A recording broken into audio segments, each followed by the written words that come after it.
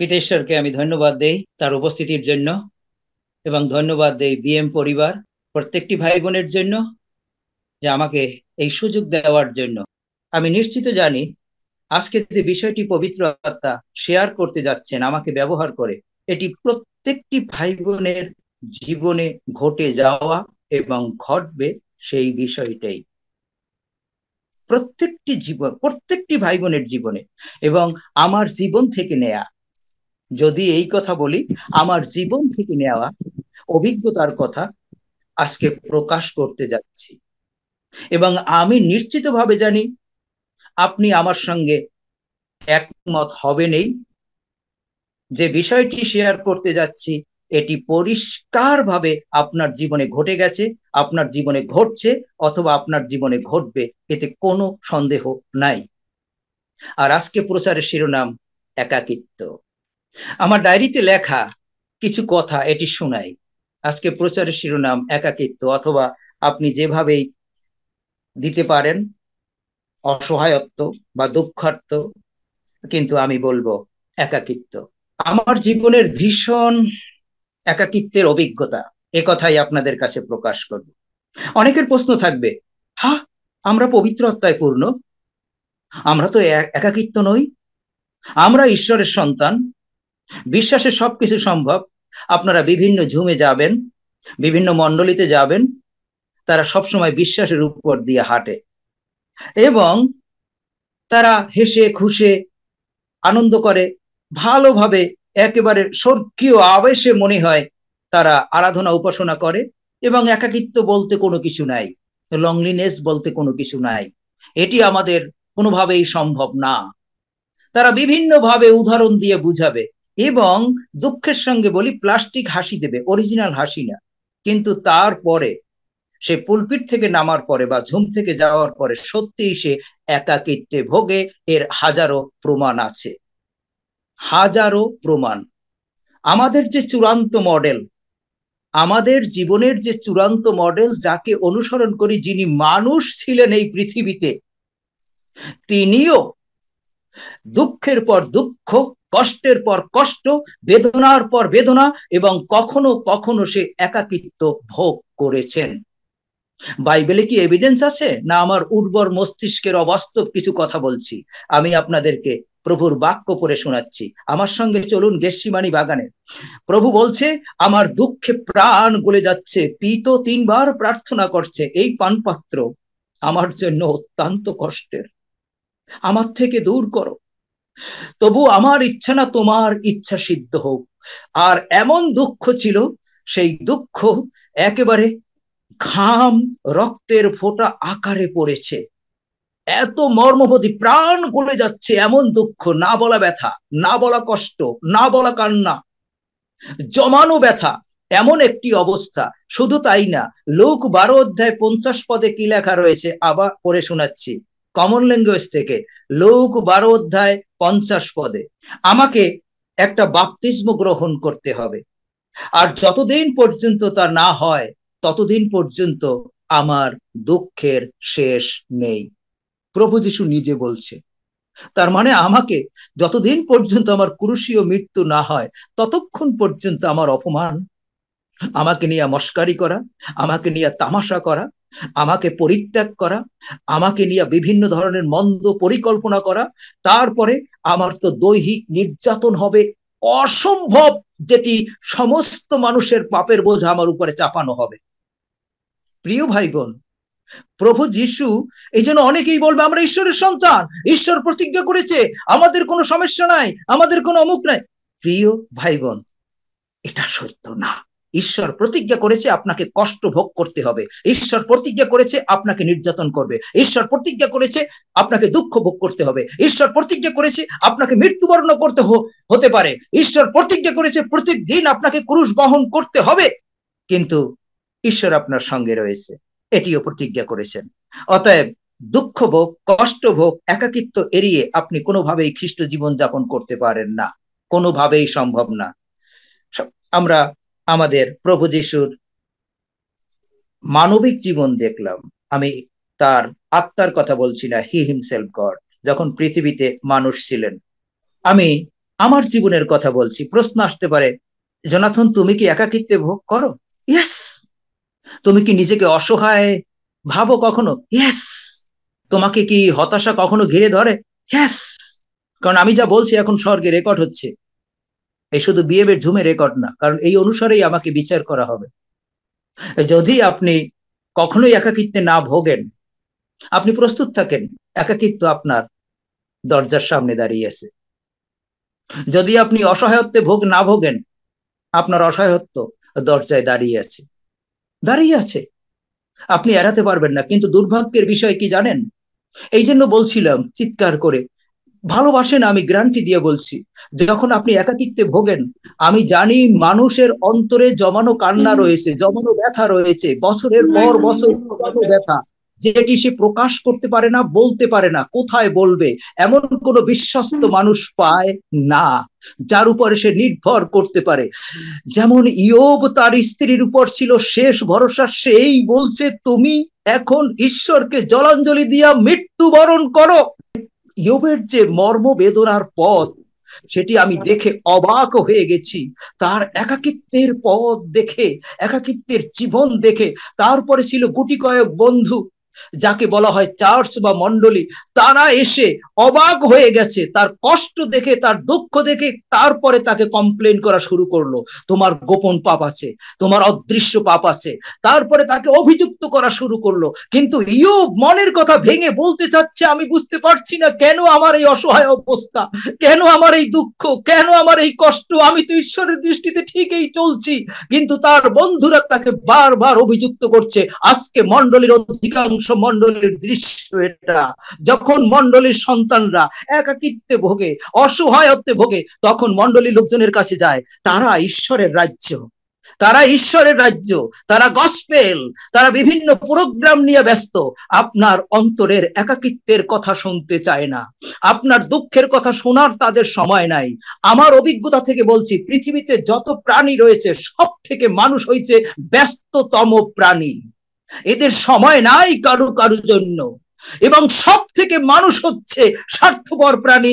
আবার শুনুন, সব থেকে মানুষ হচ্ছে সর্ব উত্তম প্রাণী। আপনি কোন কোঠায় আছেন আমি জানি না। আমি জানি অধিকাংশ পরিবারে স্বামী একাকিত্বে ভুগছে, স্ত্রী একাকিত্বে ভুগছে, সন্তান একাকিত্বে ভুগছে, ইভেন তো পালক সে একাকিত্বে ভুগছে। মন্ডলী যদি একটি দেহ হয়ে থাকে, তাহলে একটি দেহ হলে একজন যদি একাকিত্বে ভোগে, তাহলে আরেকজন সেটি ফিল করবে। কিন্তু মন্ডলীর অবস্থাটা একেবারেই ছিন্ন ভিন্ন। অধিকাংশ মন্ডলী শুধু মুখে আমরা এক দেহ, মুখে আমরা এক প্রেম। তো যার জন্য প্রিয় ভাই বোন, আপনি বলবেন যে না, আমি পবিত্রতায় পূর্ণ, আমি সবসময় প্রার্থনা করি, আমার কখনো একাকিত্ব আসবে না। আসবে, এবং ইতিমধ্যে আপনারা বুঝে ফেলছেন আপনার জীবনে একাকিত্ব আসবেই। কারণ আপনি, আমি তো বলতে পারি আমি ইয়োবের মতো না, সেই সাহস বা দুঃসাহস আমার নাই। তার জীবনে যখন এই মর্মভেদী একাকিত্বের ক্রন্দন ছিল, তাহলে আমি ক্ষুদ্রাণুক্ষুদ্র জোনাথন আমার জীবনে কতটা একাকিত্বের ক্রন্দন থাকবে, আমি স্টেপ বাই স্টেপ দেখিয়ে যাব। বাইবেলে যারা হিরো, তাদের জীবনে কতটা অসহায় অবস্থা, কতটা একাকিত্ব অবস্থা ছিল, তার মধ্যে তারা কি করে ঈশ্বরের সেবা করছে, সেই সত্যটি প্রকাশ করতে যাচ্ছে পবিত্র আত্মা। আমরা দেখি, আমি একটু আগেও বলেছি, ভালোবাসার সময়, শেয়ার করার সময়, মসির দেহকে নিয়ে শয়তান পর্যন্ত একেবারে উৎসাহিত যে এর মধ্যে কি আছে, এত গ্লোরি, এত শক্তি, এত পাওয়ার, এত মিরাকেল তার মধ্যে থেকে ঈশ্বর করেছে, যা শয়তান অবাক হয়ে গিয়েছে। তো যার জন্য তার দেহের জন্য বেশ বেশ আকাঙ্ক্ষা শয়তানের। আমরা পবিত্র বাইবেলে এই বিষয়টি দেখি। এখন যে বিষয়টি আপনাকে বলছি, সেই মসি একাকিত্বে ভুগছে, এটি কখনো আপনারা ভেবে দেখেছেন? মসির মতো অ্যানয়েন্টেড পারসন, মসির মতো ঈশ্বরের মহাঘনিষ্ঠ পারসন, তিনি একাকিত্বে ভুগছেন। কোথায় লেখা রয়েছে স্পষ্ট? আমরা যদি দেখি যাত্রা পুস্তক 17 অধ্যায় 4 পদে, এখানে মসি বলছে ঈশ্বর, এবং বলছে না, কাঁদছে। বাইবেলে লেখা মসি কাঁদছে, মানে মানুষ কখন কাঁদে? যখন এত বেশি অসহায় হয়ে যায়, এই ধরনের অ্যানয়েন্টেড লিডার, এই ধরনের অভিষিক্ত ঈশ্বরের ঘনিষ্ঠ লোক এত বেশি অসহায় বোধ করে, তখন সে কান্না শুরু করছে। কেন কাঁদছিল জানেন? যদি ওই অধ্যায়টি পড়ে দেখেন, 17 অধ্যায়, কারণ ইসরায়েলীয়রা তারা তাকে পাথর মেরে মেরে ফেলতে চেয়েছিল, কারণ তারা তৃষ্ণায় কষ্ট পাচ্ছিল।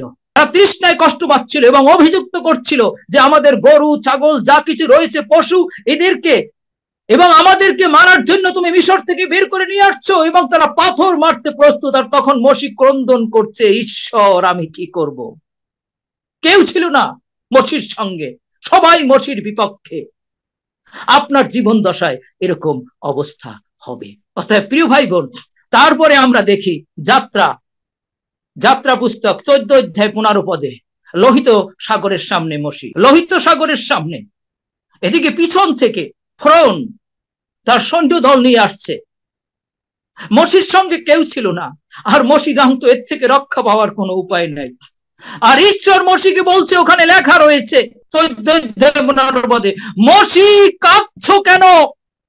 মোশির মতন লোককে যদি অসহায় অবস্থায় কাঁদতে হয়, তাহলে আপনাকে আমাকে কতটা না কাঁদতে হবে। খ্রিস্টীয় জীবন এটি সত্যি সত্যি আমাদের মর্মভেদী ক্রন্দনের তলভূমি থেকে যেতে হয়, যার জন্য মোশি একাকিত্বে ভুগেছে, মোশি ক্রন্দন করেছে, আপনি আমি কে? অতএব আমাকে আপনাকে এই পথ দিয়েই যেতে হবে। কিন্তু গুড নিউজ, আপনি এই পথ দিয়ে যেতে পারবেন। আমরা যদি দেখি দানিয়েল, আমি দানিয়েলের বিষয়টা এত স্পষ্ট বুঝি, ওই ধরনের চক্রান্ত আমি যেখানে কাজ করি সেখানে হচ্ছে। আর তখন আমি বুঝতে পারি বাইবেল কত সত্য, তখন আমি বুঝতে পারি দানিয়েল কত একাকিত্বে ভুগছে। এই জন্য বাতায়ন খুলে জেরুসালেমের দিকে কেউ ছিল না তার সঙ্গে, তাকে সিংহের গর্তে ফেলা হবে। অতএব সে জীবন দশায় দেখেনি সিংহের মুখ থেকে কেউ একেবারে সশরীরে জীবন্ত ভাবে ফিরে আসছে। এরকম একটি শাস্তি তার হতে যাচ্ছে। এই যে একাকিত্ব, এই যে অসহায় অবস্থা, দানিয়েল শুধু বাতায়ন খুলে জালনা খুলে জেরুসালেমের দিকে 3 বার প্রার্থনা করতেন।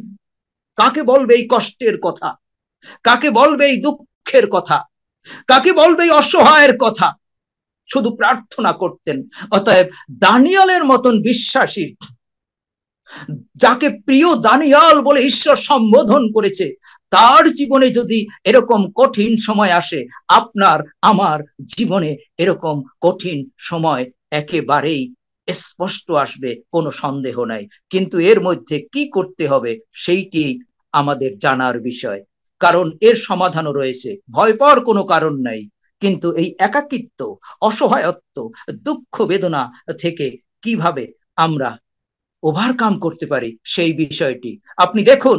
সমস্ত জনতা উল্লাস করছে। এই 3 ইব্রীয় যুবক স্বর্ণময় প্রতিমার সম্মুখে প্রণাম করেনি, মানে আরাধনা করেনি। আর রাজা এত বেশি রেগে গেছে, আগুনের 7 গুণ তাপ বাড়িয়ে দিয়েছে। মাত্র 3 জন যুবক, আর কেউ ছিল না তাদের সঙ্গে। সবাই উল্লাস করছে, সবাই উল্লাস করছে। তোমাদের অবস্থাটা কি হয় দেখো। ওই আগুনের 7 গুণ তাপ বাড়াতে গিয়ে কয়েকজন মারাও গিয়েছে। তারপরেও তারা ঈশ্বরের উপরে বিশ্বাস রেখেছিল, যতটুকু বিশ্বাস, নির্ভরতা।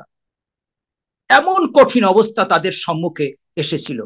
অতএব আপনার সম্মুখে যে এরকম কঠিন অবস্থা আসবে, এটি আপনি নিশ্চিত থাকুন, নিশ্চিত থাকুন। চিৎকার করে বলা যায়, দানিয়েলের ঈশ্বর, শদ্রক মেশক অবেদনগরের ঈশ্বর আমার সঙ্গে আছে।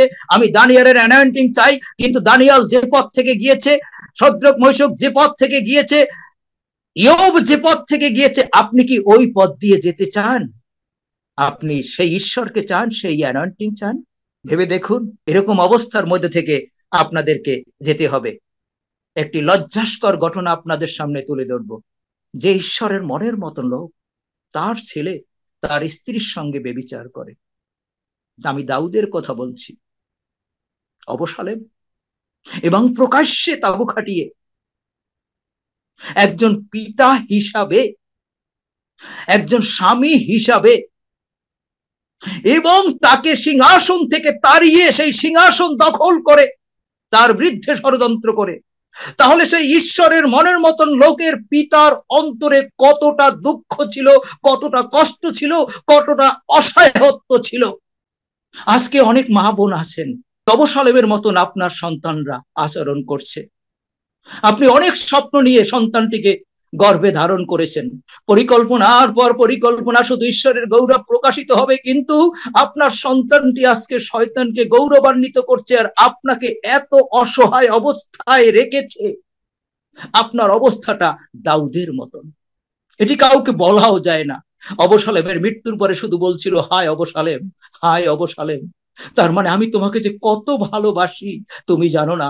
আজকে এরকম মা রয়েছেন, পিতা রয়েছেন, অভিভাবক অভিভাবিকা রয়েছেন, যারা সন্তানকে বুঝাতে চান যে তোমাকে কত ভালোবাসি, কিন্তু তুমি আমাকে এত অসহায় করে রেখেছো, তোমার জন্য যা যা করার সবকিছু করছি, কিন্তু তুমি তো ঈশ্বরের পথে ফিরলে না। কে শুনে অসহায় মায়ের কান্না? কে শুনে অসহায় বাবার কান্না? যে কান্না ছিল দাউদের অন্তরে। আমরা যাকবের নামে, যাকব আব্রাহামের ঈশ্বর, ইসহাকের ঈশ্বর, যাকবের ঈশ্বরের নামে আমরা ঈশ্বরের কাছে প্রার্থনা করি। যাকবের অসহায়ত্ব শুনবেন, যেটি ক্রোধে প্রকাশিত হয়েছে, সেই অসহায়ত্ব। তার ছেলে রুবেন ব্যভিচার করেছিল তার স্ত্রীর সঙ্গে। যাকবের ছেলে রুবেন যদি তার স্ত্রীর সঙ্গে ব্যভিচার করে, কত লজ্জার বিষয়, কত কষ্টের বিষয়, একটু ভেবে দেখুন।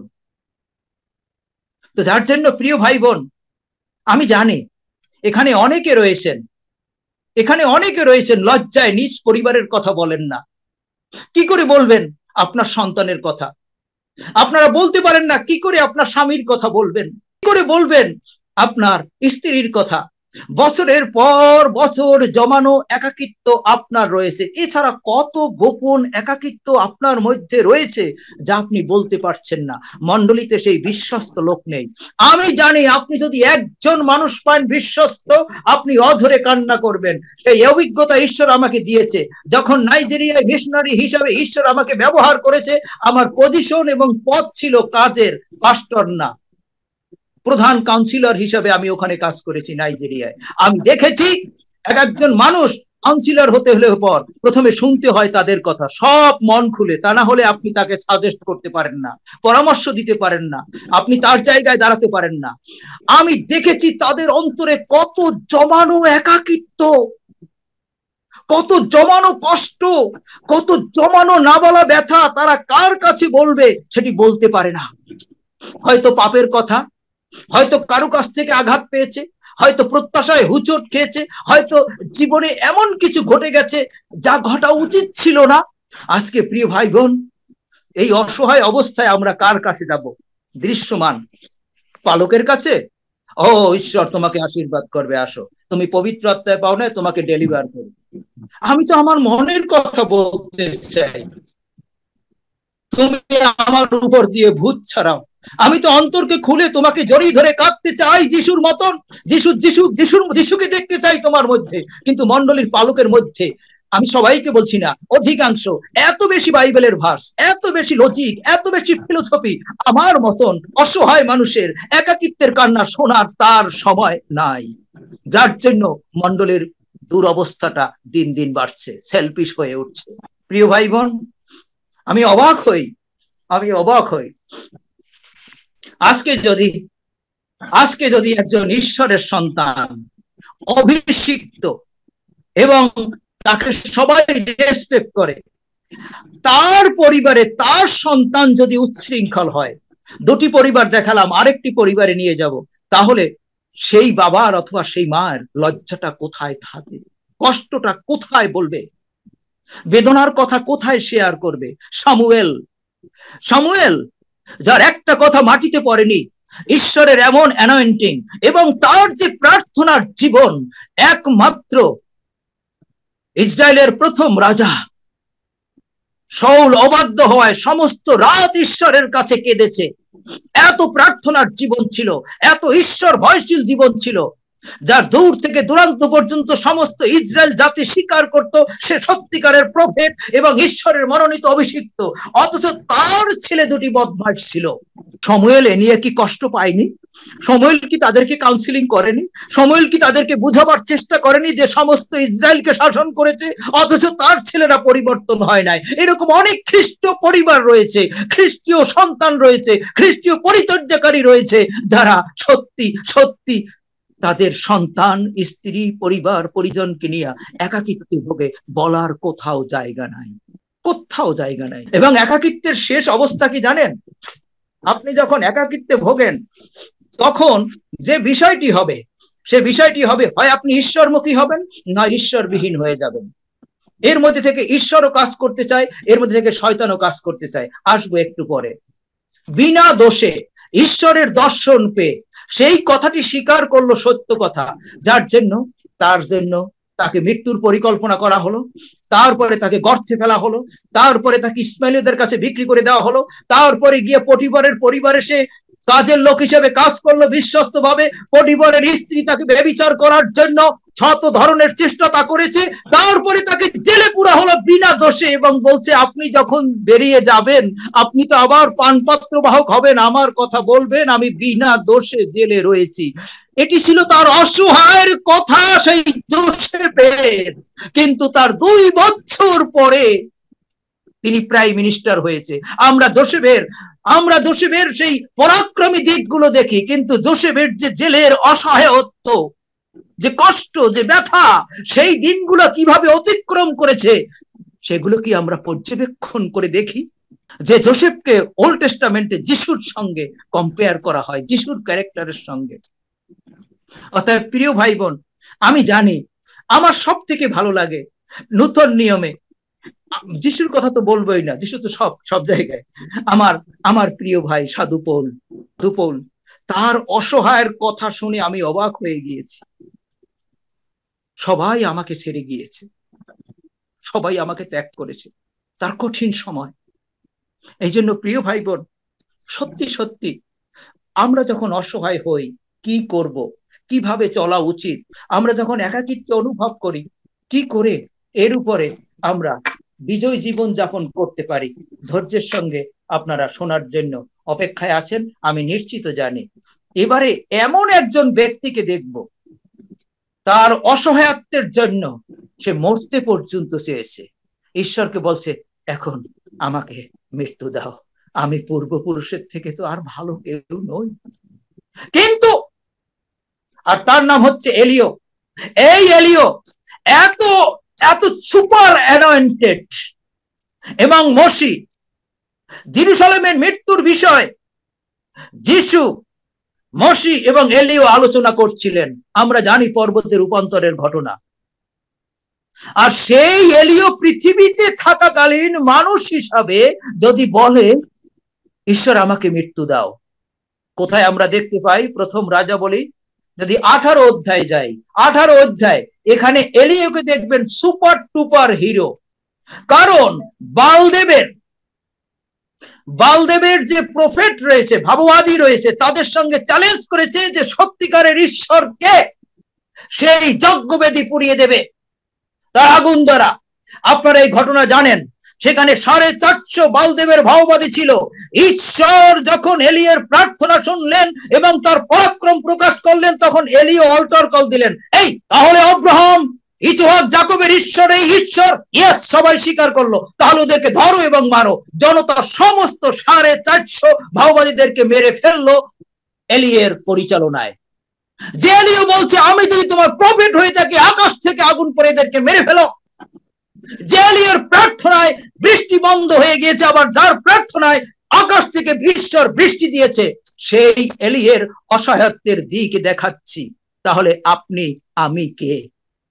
আমি সুপার হিরো হিসাবে প্লাস্টিক হাসি দিতে পারি না। যা সত্যি তা প্রকাশ করার জন্য ঈশ্বর আমাকে অভিষিক্ত করেছে। এবারে এলিও 450 ভাববাদীকে মেরে ফেললো। রাজা আহাব তিনি কি বললেন?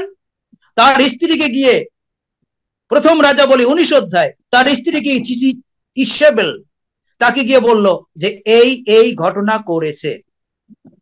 ভদ্র মহিলা রেগে অত্যন্ত শপথ নিলেন এবং 19 অধ্যায় 2 পদে এইসব কথা শুনে ইসিবল লোকদের দিয়ে এলিওকে বলে পাঠালেন, কাল এই সময়ের মধ্যে তোমার প্রাণের দশা যদি তাদের একজনের মতো না করি, তবে দেবতারা যেন আমাকে শাস্তি দেন, আর তা ভীষণ ভাবেই দেন।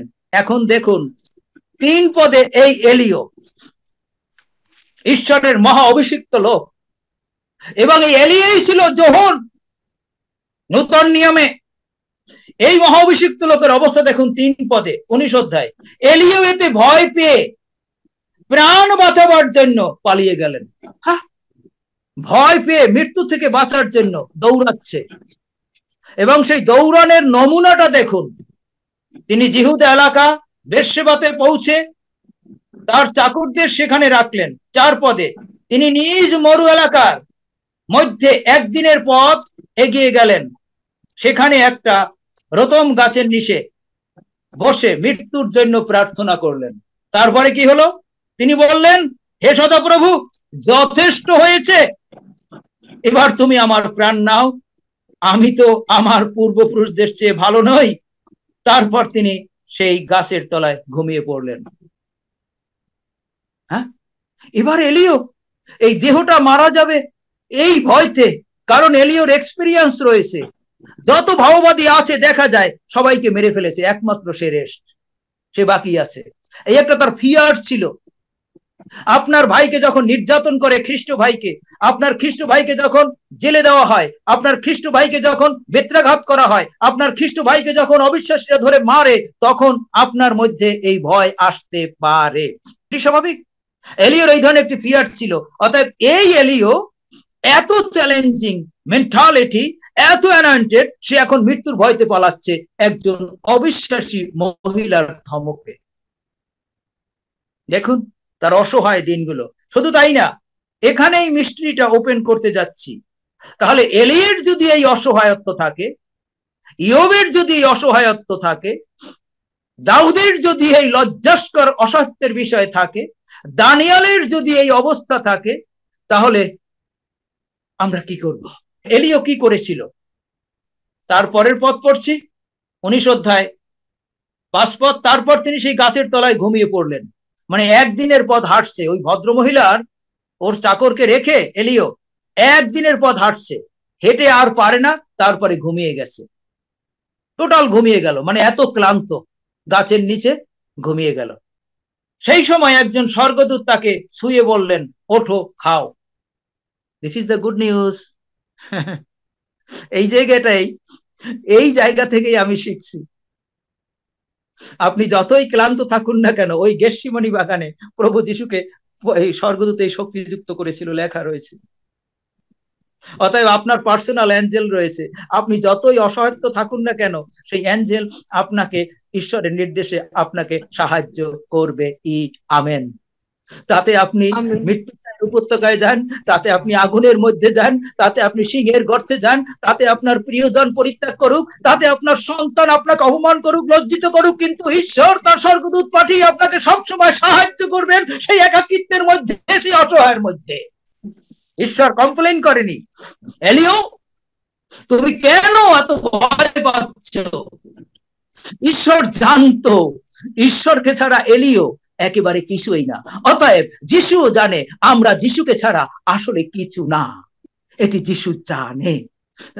আমাদের সব সময় যিশুকে প্রয়োজন। ওঠো, খাও। 6 পদে তিনি সে দেখতে লাগলেন তার মাথার কাছে গরম পাথরে চাকা একখানা রুটি এবং পাত্রে জল রয়েছে, তাকে তিনি আবার ঘুমিয়ে পড়লেন। দেখুন এবার একটু মজার ব্যাপার, ঈশ্বর বাসি খাওয়াবেন না, একেবারে ফ্রেশ গরম রুটি খাওয়াচ্ছে এবং ফ্রেশ পানি। ঈশ্বর বাসি দেন না, কারণ স্বর্গ থেকে আসে তো, এগুলো সব সময় ফ্রেশ থাকে, জীবাণুমুক্ত। এলিও খেয়ে দে ঈশ্বর নিজে কিভাবে টেক কেয়ার করে এলিওকে ভালো করে খেয়াল করুন। একইভাবে আপনার অসহায় অবস্থার সময় প্রভু যিশু আপনাকে টেক কেয়ার করবে। আমেন। অতএব কেউ আপনার সঙ্গে থাকুক আর না থাকুক, কেউ আপনার কান্না শুনুক আর না শুনুক, আপনি অবশ্যই জানুন ঈশ্বর আপনাকে দেখাশোনা করবে। 7 পদে স্বর্গদূত দ্বিতীয়বার এসে তাকে ছুঁয়ে বলল, তার মানে ঈশ্বর আপনাকে ছোবে আপনার অসহায় অবস্থার সময়, সে আপনাকে টাচ করবে, ছুঁয়ে বলল, ওঠো খাও, কারণ এতটা পথ চলার শক্তি তোমার নেই। লিসেন প্রিয় ভাই বোন, আপনার কতটুকু স্পিরিচুয়াল স্ট্রেংথ আছে এটি ঈশ্বর জানে, আমাদের জিহ্বা দিয়ে প্রকাশ করার দরকার নাই যে আমি সাংঘাতিক শক্তিশালী, আমি পড়বো না। আপনি কতটা শক্তিশালী এটি জানে, যার জন্য স্বর্গদূত বলছে, হে এলিও ওঠো, রাইজ এন্ড ইট, কারণ তোমার যথেষ্ট শক্তি নাই, তোমাকে অনেক দূর যেতে হবে, এটা ঈশ্বরের পরিকল্পনা, তুমি ওঠো এবং খাও। তারপরে কাজেই তিনি উঠে খেলেন এবং খাবার খেয়ে শক্তি লাভ করে তিনি এই জায়গাটা, ও গড, 40 দিন 40 রাত হেঁটে, দ্বিতীয়বারের খাবার খেয়ে 40 দিন 40 রাত তিনি হাঁটছেন এবং হেরোবে গিয়ে উপস্থিত হলেন, পাহাড় হেরোবে, যে ঈশ্বরের পাহাড়, সেখানে একটা গুহার মধ্যে এলিও পালিয়েছেন। প্রিয় ভাই বোন, এই জায়গাটা আমাকে এত বেশি উৎসাহিত করেছেন, অনুপ্রাণিত করেছেন। এখানেই হচ্ছে সত্যটা, যে আমরা যখন অসহায় হয়ে পড়ি, আমরা যখন ক্লান্ত হয়ে পড়ি, আমরা যখন বলি ঈশ্বর আর পারবো না, এর থেকে আমাকে মৃত্যু দিয়ে তুমি স্বর্গে নিয়ে যাও, তখন এই অসহায় একাকিত্ব অবস্থায় আমরা কি করব। আরেকটু নিচে নামি, তারপরেই বিষয়টি আরো পরিষ্কার করব। সেখানে 9 পদের, সেখানে এলিয়ের কাছে সদাপ্রভু উপস্থিত হয়ে বললেন, এলিও তুমি কি করছো? এবারে ওই মৃত্যুর ভয়ে সে পাহাড়ে পালালো, 40 দিন 40 রাত হেঁটে পাহাড়ের গুহায় পালিয়ে আছে। আর ঈশ্বর এসে বলছে, এলিও তুমি কি করছো? এলিও কিন্তু কোনো কমপ্লেন করেনি ঈশ্বরকে, তার অন্তরের কথা কিভাবে বলছে এটি দেখুন। অসহায় অবস্থায়, একাকিত্ব অবস্থায় অন্তরটা যেন এমন থাকে। এলিও কি বলছে? উত্তরে তিনি বললেন, মানে এলিও, সর্বক্ষমতার অধিকারী সদাপ্রভু যেন পাওনা ভক্তি পায়, সেই জন্য আমি খুব আগ্রহী, কারণ ইসরায়েলের সন্তানগণ তোমাকে পরিত্যাগ করেছে, তারা প্রতিমা পূজা করে। বুঝতে পারছেন এলিয়ের ডিজায়ার? একটু আগে প্রার্থনা করছে, আমাকে মেরে ফেলো, আমার সহ্য হচ্ছে না, এখন বলছে, হে এলিও কি করছো? বলছে, আমি অপেক্ষায় আছি যেন তুমি পাওনা ভক্তি পাও, কারণ ভক্তি, গৌরব, প্রশংসা একমাত্র তুমি পেতে পারো, কিন্তু তোমার সন্তানরা তোমাকে কষ্ট দিচ্ছে।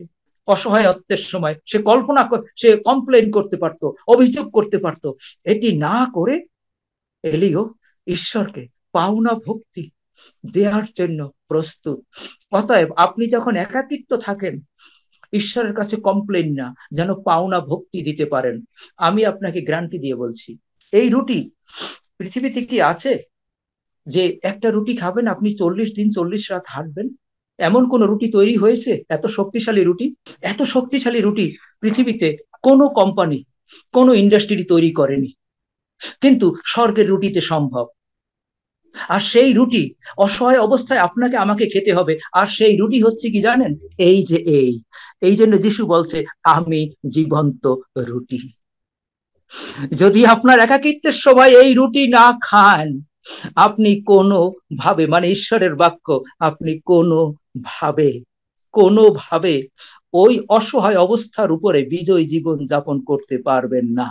কারণ আপনি যখন একাকিত্ব থাকেন, তখন স্বর্গদূত এসে পবিত্র আত্মা আপনার অন্তরে বলে বারবার, এই রুটি খাও, এই রুটি খাও, এই রুটি খাও, এই রুটি খাও, এই রুটিতে এমন শক্তি পাবে যে শক্তিতে তোমার সারা জীবন যদি একাকিত্ব থাকে তোমাকে কোনোভাবে ধ্বংস করতে পারবে না, বরং তোমার অন্তর থেকে আমি পাওনা ভক্তি নেব, এমন শক্তি যোগাবে। সেই রুটি ঈশ্বরের বাক্য, জীবন্ত পবিত্র প্রভু যিশু। অতএব আপনি যখন পরামর্শ এই একাকিত্ব হন, এলিয়ের মতন রুটি খান। আজকে স্বর্গদূত নয়, আজকে স্বয়ং পিতা ঈশ্বর সেই জীবন্ত রুটি আমাদেরকে দিয়েছেন, তিনি হচ্ছেন প্রভু যিশু, তার মানে প্রভু বাক্য। এই বাক্য যখন আপনি খান অসহায় অবস্থায়, না বলা ব্যথা, না বলা কান্না, আর তখন ঈশ্বর আপনাকে শক্তি যোগাবে, এমন শক্তি যোগাবে, কোনো অসহায়ত্ব, কোনো একাকিত্ব, কোনো দুঃখ, কোনো কষ্ট আপনাকে খ্রিস্টের ইচ্ছা পালন করা থেকে, তার পাওনা ভক্তি থেকে আপনাকে বিরত রাখতে পারবে না। এটাই পরামর্শ। আরেকটি কি? জল দিয়েছিল। জানেন জলের সিম্বলিক অর্থ কি? জলের সিম্বলিক অর্থ যদি একেবারে প্রকাশিত বাক্যের শেষে চলে যান, এই জলও খাও, ফ্রেশ জল দিয়েছে, কারণ এই জল কোনো ইন্ডাস্ট্রির না। আজকে আমি সুপার মার্কেট থেকে এই জল কিনেছিলাম, ও খুব নামি দামি কোম্পানি, কিন্তু এরকম কোম্পানি না। এটা কোথা থেকে এসছে জানেন? প্রকাশিত বাক্যের শেষ অধ্যায় পড়ে দেখেন, একেবারে সিংহাসন থেকে সেই জীবন্ত জল, জীবন্ত নদী প্রবাহিত হচ্ছে। আর সেই জীবন্ত জল এবং জীবন্ত রুটি এলিওকে ঈশ্বর স্বর্গদূত দ্বারা দিয়েছিল, আর এলিও শক্তিযুক্ত হয়েছিল, সমরীয় নারীকে বলেছিল, ও তুমি যে জল খাও সে তৃষ্ণা পাবে, কিন্তু আমি যে জল দেই সেটা অন্তর থেকে উথলিয়ে পড়বে। তাকে বলা হয় জীবন জল, মানে পবিত্র আত্মা। অতএব আপনি তখন বলুন, যখন অসহায় থাকেন, হে পবিত্র আত্মা তুমি আমাকে সাহায্য করো। প্রার্থনায় প্রার্থনায় প্রার্থনায় সময় কাটান। অতএব যখন আপনি একাকিত্ব হবেন, যখন আপনি অসহায় থাকবেন, এর সমাধান হচ্ছে আপনি রুটি খান, আপনি জল পান করুন, আর আপনাকে এমন শক্তি দেবে। সমস্ত জীবন যদি আপনার স্বামী আপনাকে অসহায় রাখতেও চায়, কিন্তু আপনার অন্তর থেকে পবিত্র আত্মা পাওনা ভক্তি নেবেই। সমস্ত জীবন যদি আপনার সন্তান আপনাকে কষ্ট দিয়ে যায়, যদি ঘরের এক কোনায় রাখে, নির্যাতন করে, তবু আপনার অন্তর থেকে এলিয়ের মতন পাওনা ভক্তি ঈশ্বর নেবে, কারণ ওই রুটির ক্ষমতা রয়েছে, ওই জলের ক্ষমতা রয়েছে সমস্ত কিছুর উপরে কর্তৃত্ব করার, সমস্ত কিছুর উপরে শক্তি দেওয়ার, সমস্ত কিছুর উপরে ঈশ্বরের ইচ্ছা পালন করার ক্ষমতা যেভাবে এলিয়কে দিয়েছিল, তদ্রূপ আপনাকে আমাকে দেবে। অর্থাৎ প্রিয় ভাই বোন, আমরা একাকিত্ব হতে পারি। এই একাকিত্ব হওয়ার সময় ঈশ্বরকে কমপ্লেন করে যেন ঈশ্বর থেকে দূরে না যাই। জগতের মানুষ যখন একাকিত্বে ভোগ করে, তখন তারা ড্রাগ নেয়, তখন তারা অ্যালকোহল পান করে, তখন তারা অনৈতিক জীবন যাপন করে। আর আমরা যখন একাকিত্বে থাকবো, তখন আমরা এসে রুটি খাবো। এই রুটি খাবো, রুটি খেয়ে আমি শক্তিশালী হব, আমাকে অনেক দূর যেতে হবে, আমাকে ওই দিয়াবলের উপরে বিজয় লাভ করতে হবে, আমি স্বর্গীয় পানি পান করব, যে পানি আর কখনো তৃষ্ণা করে না, জীবন দান করে, যে সিংহাসন থেকে প্রবাহিত হয়, আমি সেই স্বর্গীয় জল পান করব। তার মানে প্রার্থনা, ধ্যান, ঈশ্বরের বাক্যের উপরে নির্ভর করা, আর আপনার অন্তর দিন দিন শক্তিশালী করবেন। আর আপনার অন্তর থেকে ঈশ্বর তার পাওনা ভক্তি নেবেন। অতএব একাকিত্বের সময় এটি হলো আপনার জন্য পরামর্শ। আরেকটি কথা বলে শেষ করতে চাই। আজকে যখন প্রার্থনা করে একেবারে শেষ, তখন পবিত্র আত্মা আমার অন্তরে একটি কথা দিয়েছেন, আর আমি লিখে রেখেছি। সত্যিকারের প্রার্থনায় ঈশ্বরের উপস্থিতির শক্তি অন্তর মনের জাগতিক বিষাক্ততা ধৌত করে, পরিষ্কার করে, এবং আমাদের অন্তর মনকে সুস্থ রাখে। আপনার একাকিত্ব, আপনার অসহায়ত্ব আপনার মনকে, অন্তরকে অস্থির করার চেষ্টা করে, এটাকেই বলা হয় বিষাক্ততা। কিন্তু সত্যিকার যদি প্রার্থনা, ঈশ্বর উপস্থিতিতে জীবন যাপন করেন, আপনার অন্তরকে একেবারে ক্লিন করবে শক্তি দিয়ে। ঈশ্বর আপনার অন্তরকে মুক্ত করবে, আপনাকে উৎসাহ দেবে, অনুপ্রেরণা দেবে ঈশ্বরকে পাওনা ভক্তি দেওয়ার জন্য, তার ইচ্ছা পালন করার জন্য। এই জন্য প্রিয় ভাই বোন, কোন সময় প্রার্থনা বন্ধ করবেন না, কোন সময় রুটি খাওয়া বন্ধ করবেন না, কোন সময় স্বর্গের সিংহাসন থেকে যে জল আসে সেই জলের ফ্লো বন্ধ করবেন না। তার মানে পবিত্র আত্মাকে দুঃখার্ত করবেন না, বরং জগতের মানুষ যেমন একাকিত্ব অবস্থায় ড্রাঙ্ক হয়, আপনি পবিত্র আত্মায় ড্রাঙ্ক হয়, আপনি ঈশ্বরের বাক্যে পূর্ণ হন, তাহলেই দেখবেন সমস্ত অবস্থায় আপনি শান্তিতে ঈশ্বরকে পাওনা ভক্তি দিচ্ছেন এবং আপনি শান্তিতে জীবন যাপন করছেন। আমেন। ভালোবাসি আমার মতন জোনাথনের পরিচর্যা নাই, আমার মতন জোনাথনের এত বোকা মানুষ, এত মূর্খ মানুষের পরিচর্যা করার কোনো সুযোগ নাই, কন্টিনিউ করার। শুধু এই রুটি আর ওই জীবন জল আমাকে চালিয়ে নিচ্ছে। সমস্ত ক্রেডিট এই রুটি আর এই জীবন জলের। আপনার জন্য সেই শুভ সংবাদ, হয়তো অর্থনৈতিক অব্যক্ত কান্না, হয়তো শারীরিক অসুস্থতা অব্যক্ত কান্না, হয়তো মা হতে চান অব্যক্ত কান্না, কোনো না কোনো ব্যথা আপনার অন্তরে আছে, কোনো না কোনো কষ্ট আপনার অন্তরে আছে, কিন্তু ঈশ্বরের পরামর্শ, তোমরা রুটি খাও, তোমরা জীবন জল পান করো, আর আমি তোমাদের অন্তর থেকে পাওনা ভক্তি নেব। Love you all. ঈশ্বর আশীর্বাদ করুন। ঈশ্বর আশীর্বাদ করুন। আমিন, আমিন।